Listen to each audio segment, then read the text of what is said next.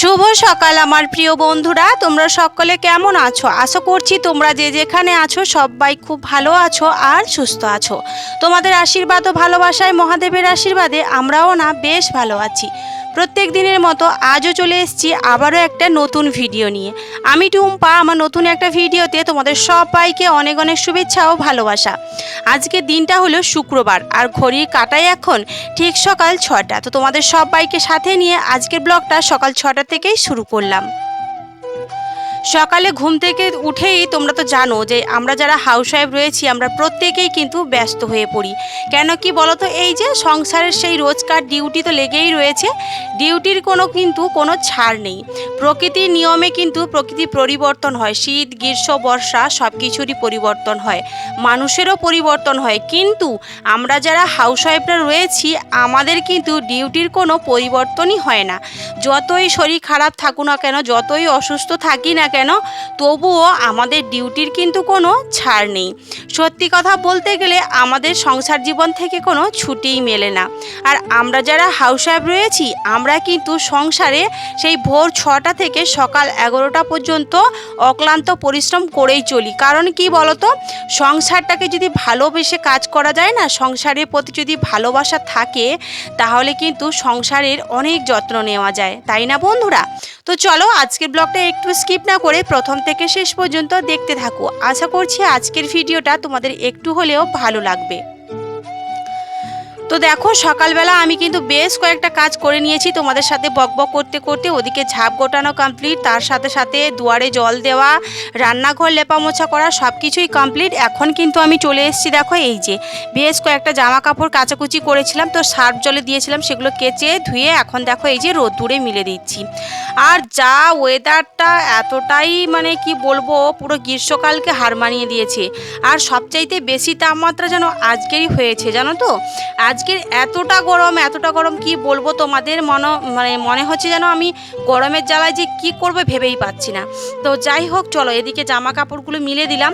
শীত গ্রীষ্ম বর্ষা যাই হোক আর যতই তাপমাত্রা হোক আমাদের কিন্তু সংসারের কাজের কোনো শেষ নেই, তাই না? তো ওদিকে দেখো, ওদিকে জামা কাপড়গুলো সব কিছু মিলে দিয়ে এখন চলে এসেছি এই যে বিছানাটাকে তুলে নিচ্ছি। বাসি বিছানা তো গোটাতেই হবে।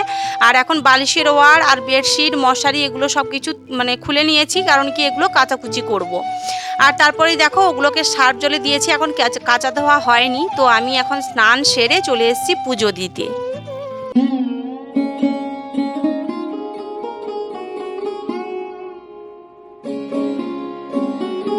ঘরের সংসারের সমস্ত কাজবাজ গুছিয়ে দেখো এখন মেয়েকে খাইয়ে দাইয়ে স্নান করিয়ে তো এখন স্কুলের জন্য রেডিও করে দিয়েছি। আর এখন মাম্মামকে দেখো আমি স্কুলে নিয়ে যাচ্ছি।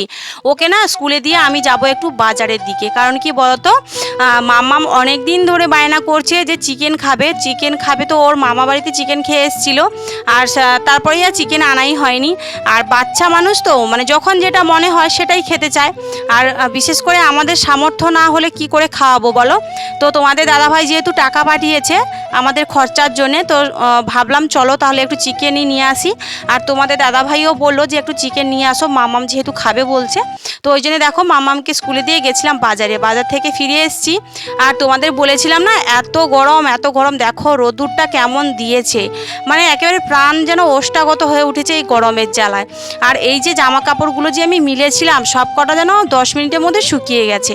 আর দেখতেই পাচ্ছ তোমরা কেমন ঝলমলে রোদ। তো যাই হোক, ওদিকে রোদ্দুর থাক, আমাকে তো এদিকে আবার রান্না বান্না কমপ্লিট করতে হবে। কারণ কি আবার মামাম সোনার জন্য খাওয়া দাওয়া নিয়ে যেতে হবে। আর তোমরাই তো জানো মামামের জন্য আমি রোজ দিনই কিন্তু টিফিন নিয়ে যাই।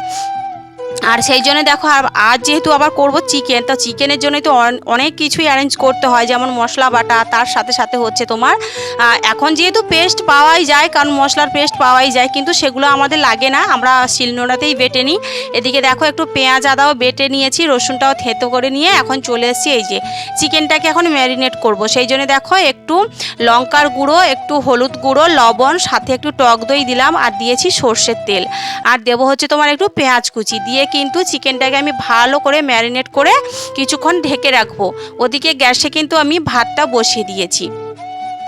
সত্যি কথা বলতে কি বলতো বন্ধুরা, বাচ্চারা যখন কিছু বায়না ধরে বা কিছু খেতে চায়, আমাদের প্রত্যেকটা বাবা মার কিন্তু মনে একটা শান্তি আসে যে না, বাচ্চাটা খেতে চাইছে, কিন্তু খেতে তো চাইছে হ্যাঁ, কিন্তু আমাদের সামর্থ্য না থাকলে তখনই কিন্তু যখন টাকা পয়সার শর্ট পড়ে যায়, হাতে টাকা পয়সা থাকে না, তখন যদি কিছু না এনে দিতে পারি, বাচ্চারা যেটা খেতে চায় সেটা না এনে দিতে পারলে না, সত্যি মনটা ভীষণ খারাপ হয়ে যায়।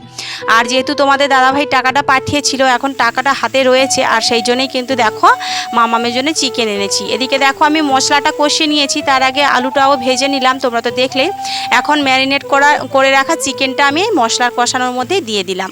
আর আজকের চিকেনটা দেখেই আর মশলাটা দেখেই মনে হচ্ছে চিকেনটা অবশ্যই ভালো হবে। কারণ কি বলতো, সময় নিয়ে যদি কোনো কিছু কাজ করা যায় না, তাহলে সেই কাজটা কিন্তু অবশ্যই ভালো হয়।